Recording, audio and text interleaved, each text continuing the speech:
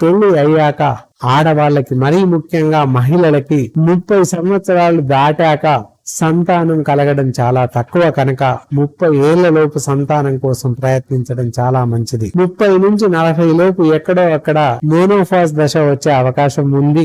Ohm's release అవ్వడం తగ్గిపోతుంది, hormones imbalance జరుగుతుంది కనుక అప్పుడు సిస్ట్లు, గర్భాశయంలో గడ్డలు, కణుతులు ఇలాంటివి వచ్చే అవకాశాలు ఉంటాయి. కాబట్టి త్వరితగతిన 30 సంవత్సరాల లోపు మరి 35 సంవత్సరాల లోపు పిల్లల కోసం తప్పకుండా ప్రయత్నం చెయ్యాలి తప్పనిసరిగా. ఏముందులో పిల్లలే అవుతారని అలక్ష్యం చేయకూడదు, అశ్రద్ధ చేయకూడదు. సమయానుకూలంగా ఏ వయసులో అవ్వాల్సినవి ఆ వయసులో అవ్వాలి.